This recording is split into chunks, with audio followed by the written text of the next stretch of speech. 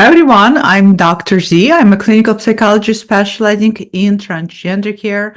Welcome to my channel. If you're new here or you are a regular viewer that has not yet subscribed, please make sure you do subscribe so that way you're helping a lot of other people find this content and you also help support me, your ally. If you don't yet follow me on Instagram, link is below. Please make sure you also follow me on Instagram. That's the only platform where I show up regularly to support all of you and to provide additional tip, guidance, and advice. So let's connect so that way we can all stay connected. For today's video, I will be discussing with you why, and this is going to be very relevant for all of you who are in a long-term marriage, in a relationship, of any kind, whether it is a legal marriage, long-term partnership, short-term partnership, intimate relationship, platonic relationship, any kind of relationship with another person or multiple people. And I will be discussing how this idea, this concept in society today, that a lot of us somehow got conditioned to normalize, that a lot of you who are struggling with gender dysphoria are suffering and are choosing to suffer for your family, for your children, for your relationship, and that it's okay to do so. I'm going to debunk how not only is it not okay to do so, but how in fact what you're doing is should never ever be normalized, and how it's not helping anybody in the long run.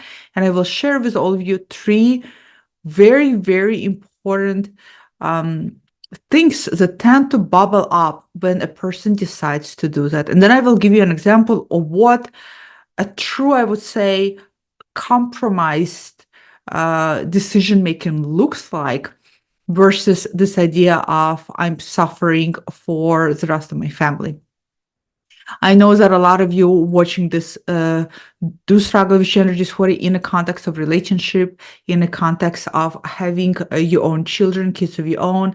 And I know that a lot of you feel like that's what prevents you from taking steps to address your gender dysphoria, is because you don't want to affect or have any kind of effect on your kids' life or any kind of effects on your partners. So I want to be very mindful to say that what I'm going to share is most likely going to trigger a lot of you. And if it is something that is triggering to you, I'm going to be the first one to say that that's a good thing. That means that there is a behavior that is not right. You know that you're engaging in a behavior that is wrong and you're justifying it to yourself. And today, with me sharing elements of that behavior with you, you're getting triggered by it. And again, like I said, it's a good thing. It means that the behavior is asking and beckons you to look at it so you can address it. Because the reality is that people who are completely okay with their behavior are not going to get triggered at all because they have made their mind about their decisions and they're fine with that. So please be mindful if you are getting triggered with what I'm sharing. That's not a bad thing. That's actually a good thing because what I'm saying beckons you to examine your behavior. So let's start off by pointing out that it is very, very common for people who are especially in long-term relationship and especially if they do have children to struggle with gender dysphoria for decades and decades. And one of the reasons why you prolonging the struggle with dysphoria is precisely because of that, because you do have families, you are in a long-term relationship, and it is very common for a lot of people to feel that, first of all, to hope that dysphoria will just magically disappear, and reality is that does not. And then when it doesn't disappear and still keeps pulling at you internally, then it is very common for people to start convincing themselves and telling yourselves that you are sacrificing. That the word is sacrificing for the sake of your family. You're sacrificing yourself for the sake of your children. This concept of sacrifice is further perpetuated culturally in a society by spinning lies and untruths that trans folks who do then decide to take care of their gender dysphoria and seek support in gender affirming care are being selfish, are only thinking about themselves. It's a choice that they're making and they can choose not to make the choice. And that type of societal pressure further also perpetuates for people to feel like, well, then maybe I'm sacrificing. And if I'm sacrificing, then I'm doing the right thing. And we need to stop normalizing that that's okay. It is not okay to sacrifice yourself for your family, for your kids, because I will give you 3 breakdowns how it's not sacrifice at all and how you actually drowning the whole family, and the whole family is drowning with you along with gender dysphoria. So we need to normalize that it's not okay to say that it's a sacrifice. We need to normalize what we need to normalize is that it is okay and important for you to seek gender affirming care in whatever shape or means it is. And it's okay for you to at least talk about your struggles of having gender dysphoria versus feeling like you absolutely can't. I understand that for a lot of people, this idea of I'm sacrificing for my family is something becomes almost like a life jacket when you're drowning that you can hold on to because then you feel like your position of not dealing with dysphoria is justified. Because I understand that for a lot of you, the reality of potentially losing your long-term relationship, losing people you love, and losing your partners that you love, or the fear that you might lose relationship with your children is terrifying and it is very, very scary. And so a lot of you feel like, well, I'm just going to go ahead and make a decision to struggle with this versus struggling with the loss or potential loss of losing my family. And that's a very challenging part about gender dysphoria is that unlike any other medical conditions out there, for example, cancer, gender dysphoria is one of those things where when you do share that you have gender dysphoria, your partners who are with you may decide that they no longer want to be part of your past, no longer to be part of your life. And that's a very painful reality of today's situations, of today's lives. So when I say you're latching on to idea of sacrificing yourself for the family, the way you would latch up to a life jacket while you're drowning, I don't say that lightly. I say that with a lot of compassion and also with a lot of understanding that it is equally challenging to give that up and it's equally challenging to confront gender dysphoria. When you're struggling with gender dysphoria in the context of a long-term marriage, of a relationship, you have built your lives around, that's very, very difficult. It's very, very difficult then to confront it. I see this daily. I see people struggle with this daily.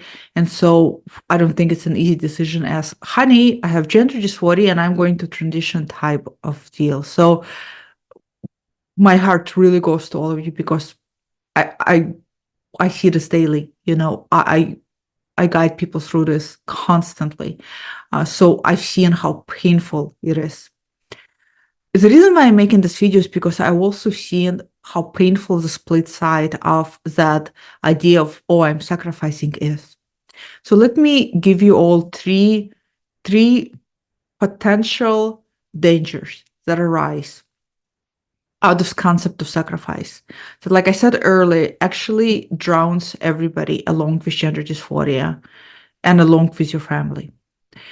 For starters, whether you let me rephrase it. If you came out to your partner and your partner said that if you transition, I'm going to leave you, and you are deciding to sacrifice yourself and struggle with gender dysphoria in lieu of them leaving you, and you think that that's going to survive long term, what I've seen is that type of relationship always comes to an end. And the sad reality why it always comes to an end is because one or oftentimes both of you start resenting each other. When your health is being neglected and when your partner gives you an ultimatum, and this in this case, it's not a compromise, it's ultimatum, it's either me or your health, and your health continues to suffer because of long-term gender dysphoria, you're bound to experience resentment toward your partner. When you experience resentment toward your partner, resentment is a love killer. It kills any ounce of love, compassion, devotion, anything that ever been good between you and your partner, resentment is going to kill it. The same thing for your partner. First of all, I never understood how partners can give out that ultimatum, how partners can even demand, uh, you can't transition, you have to stay with me in a marriage, knowing that you're not comfortable with your gender, knowing that the person they're living with is not comfortable with their gender, and therefore knowing that the gender identities that they part of gender identities that they married, let's put it that way, is not who you are. It's almost like as if partners is in complete selfish denial at this point. It makes to me no sense at all. And I think partners, I know partners who give out such ultimatums are also people who equally terrified of losing whatever it is they think they have. And so in order not to lose, they cling to this denial. And you equally, in order not to lose, cling to this idea that you're sacrificing. In the end, both of you are bound to experience resentment because the partner then starts to resent you for never speaking about it for years and years, or not doing anything about it sooner, or why did you marry me when you knew you had gender dysphoria, which a lot of you didn't. All of the things. In the end, relationship still suffers and comes to an end. If it doesn't come to an end, it still comes to an end. It may not legally separate, but on the inside of domestic life, people are not happy. So I just want to be very clear. If you think you're sacrificing yourself for your partner and your partner has given you an ultimatum, resentment is bound to happen. And in the end, the relationship is still going to die because resentment kills any ounce of love.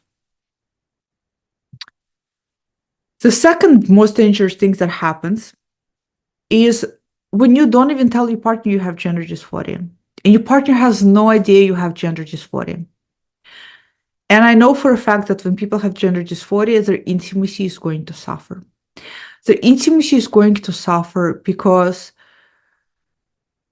if intimacy demands vulnerability, almost every long-term couple where a partner had been struggling with gender dysphoria long-term has suffered. Almost every single relationship I met that has been long-term where somebody had gender dysphoria in that long-term marriage has not had sexual intimacy for 5, 10, 15, 20 years. And then people justify the lack of sexual intimacy as, oh, it's just fine. Our sex drive was low. Or whatever it is you try to tell yourself. But sexual intimacy starts to suffer, and starts to suffer because you have to be vulnerable. Being vulnerable in relationship to your physical nudity is uncomfortable when you have gender dysphoria. Even if you try to stuff it away, you're not fully emotionally present during sexual intimacy because you hyper-focus or gender dysphoria takes over. Your partner, as a result, can sense something is off. Look, we're all very intuitive human beings. We're all as adults know, or at least had experience, well, not all, but a lot of us have experience having some kind of intimacy with somebody, sexual intimacy, when that person was not in the right mood, or they had work on their mind, or they weren't that into us. I think a lot of us know what that feels like. It's almost like the person's absent-minded. They're not really fully present with you. And so when you're struggling with gender dysphoria and you haven't shared with your partners that you have gender dysphoria, the intimacy is going to suffer. And guess what's going to happen? Your partner, because they don't know that you have gender dysphoria, are going to start making a lot of assumptions. They're going to start running a script inside of their headspace. Why is that you don't initiate sex? Why is it that you're not paying any compliments? Why is it that during sex, you're kind of dissociated and not there? Why is it that you're so withdrawn?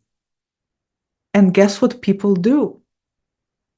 Most people don't have learned personal development skills to be able to confront and ask you, hey, what's going on? most people shy away from asking because it's such an intimate personal matter. And when they don't know what's going on, most of us start making assumptions and creating the script inside of our heads. A lot of times for a lot of partners, the script is, oh, my partner is not that into me. Oh, my partner maybe doesn't find me sexually attractive. Could it be because I gained weight? Maybe I gained weight because I had kids. Or could it be because for any other reasons? Maybe my partner is seeing somebody else. Maybe they're sleeping with somebody else. They start making assumptions. These assumptions start to create distance between you and your partner. When you have decades, 5, 10, 15, 20 years of empty sexual intimacy, and if you're still claiming you have amazing relationship, I challenge you to evaluate that, because I'm not saying that every happy couple got to have sexual intimacy, but some form of intimacy. It doesn't have to be sexual. Some body contact, some body touch. It's important for human beings in a relationship. And so when you're living with your partner and you say to yourself, I'm sacrificing myself because I don't want them to know I have gender dysphoria, I want you to know that this second thing happens all the time, where unbeknown to you, because of your emotional distancing and isolation and lack of presence intimately, they're already pulling away from you because they're running a script inside of their heads, the script that reflects and justifies why you're behaving the way you do, because they don't know, and they don't know because you have not told them. So in the end, this long-term relationship that you're trying to preserve continues to suffer. The third danger that comes from this idea of I'm suffering for my family, I'm suffering for my kids, is whether your partner knows you have gender dysphoria or not and have given you ultimatum or not, doesn't really matter, because long-term gender dysphoria affects your capacity to be emotionally present, and it affects you in such a way where, without you even realizing it, there's going to be a lot of moments and a lot of times when you're going to be emotionally withdrawn and emotionally not present for your kids and for your partner. I describe it walking on autopilot or sleepwalking through your relationship or through your relation with your kids. And you may not even feel that it's happening, but it's happening because gender dysphoria is in the back of your head, making a lot of noise constantly. And it's hard to be fully present with others around you that you love when you cannot and you have not yet mastered to be present with yourself. I have seen children who had grew up with a parent that been struggling with gender dysphoria and later came out to their kids when they were adults and saying that they have sacrificed this because I did not want to ruin your childhood. I have talked to those adult kids and I have heard firsthand from them tell me that I wish my parents would have just lived their life because they were so absent. They were there physically, but emotionally, I always felt my dad or my mom, I always felt them not being fully present. I always felt that the kids, something was off. And guess what? The kids also going to make assumptions.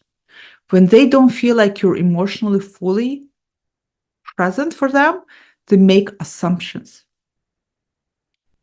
And kids, because they're young and they don't really understand a lot of things yet, they start making assumptions that border on personal projections. Or maybe it's because my daddy or my mommy doesn't love me. Maybe it's because they don't want me. Maybe because I'm unwanted. So they start feeling this lack of love, the lack of support, because the emotional presence is not there. So when people tell me, and I hear this a lot, I'm sacrificing, I decided to sacrifice myself for my family, for my kids. This is not a sacrifice, my friends. It is not. It may feel like it is, but it's not. Because while you think you're sacrificing yourself, your partner and your kids are also sacrificing their happiness too. And now do you see how everybody is suffering and everybody is drowning? And it's not sustainable. And it never works out long term. And if you think it works out long term, people are not in a happy marriage, or they're not in happy relationships, or they don't have very good, solid relationship with their kids. What is, I said earlier, I'm going to share with you what a healthier alternative of a sacrifice, if you want to call it that, looks like. Well, first of all, let's not even call it that. It's so stupid to call it sacrifice because there's no such thing. You can't sacrifice when it comes to health. You can't say it. You can't say, I'm not going to go through chemotherapy because I'm going to sacrifice, not being sick so my family doesn't have to take care of me. In the end, cancer is going to eat you. In the end, gender dysphoria is going to destroy your relationships that you're trying to preserve. What I've seen works for people is a compromise. A compromise that arises out of two adults being very transparent and open with each other. I have seen where a partner says, well, I understand you have to take care of gender dysphoria. I don't think that I can be with a partner of a different gender. And I have seen where another partner says, well, what if I, for example, microdose hormones? Or what if, for example, I just occasionally feminize or masculinize to alleviate the dysphoria? Would that be all right?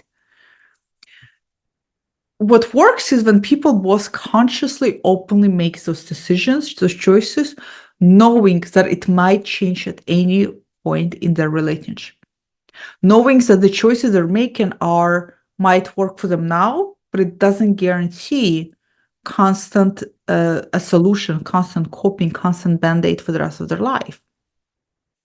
When two partners make decision open in that way, and then they work within that compromise, and they're constantly redefine and modify, and either broaden the horizon of that compromise or restrict it, but while both being on exact same page, that is a very different dynamic. I seldom see this because this takes a lot of emotional maturity, in a sense of you really have to be okay to be here now in the present and not be so worried about feeling so out of control about not fully knowing where the future is going to take you. And for a lot of people, that's very difficult to do. For a lot of us, it's very difficult to do. We want to control the future. So I seldom see this happening for couples. What I do often see is what I talked about today. Ultimatums, which never work. And this idea of I'm being, it's almost like you painting yourself as a martyrdom. I'm being the sacrificial lamb for my family. I'm doing the right thing because I'm sacrificing my well-being. That also doesn't work. And again, I do not understand. And I do not think it's a good thing for partners after the given ultimatum to continue to be in a relationship knowing their partner is struggling with dysphoria and you be okay with your ultimatum still staying on the table. To me, that's, if you want to call something selfish, that's to me selfish. It's like, screw your health. I don't give a shit about your health because it's inconvenient for me. Your dysphoria inconvenient to me. That's selfish. What's not selfish is for a partner to be honest and to say, you have to take care of your dysphoria. I also realize that I cannot be part of this journey anymore. So we're going to have to part. But you have to go out there and take care of your dysphoria. And I'm losing you as a part of it, and you're losing me as part of it. And this is just the way it is. Now, that's not selfish. That takes guts. That takes maturity. But most people are risk averse. So when you think you are sacrificing for your family, for your kids, know that you're not sacrificing. Know that gender dysphoria is still present. And it's now drowning you and your family, either in resentment and contempt or in this assumption that create distancing between you and your partner because of the lack of intimacy, or you being emotionally withdrawn from everybody. I know this is hard. I know this is hard to hear. Gender dysphoria is brutal. And what's more brutal is that it has to do with your gender. And the reality is that a lot of people, when they do decide to choose their partner, gender plays a big role of it.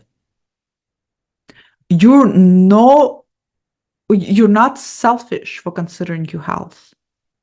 Your partner is not selfish for considering whether they can be part of it or not. I will always say this. So when people say partners are so selfish when they decide to opt out of marriage because you have gender dysphoria, I don't think it's selfish. It's my opinion. It's okay if you disagree. I think that they're taking care of their own emotional health. And they're recognizing what they can and cannot be part of. And you have to also equally take care of your emotional and physical health in this case. So comment below, let me know where you are in your relationship, whether you are also sacrificing and normalizing that it's okay to do that because it is not okay to do that. Did you get triggered by this video? And if you are, I'm not going to apologize because again, our triggers are there for a reason. They're this little signpost that tell us to re-examine and to reevaluate our behavior.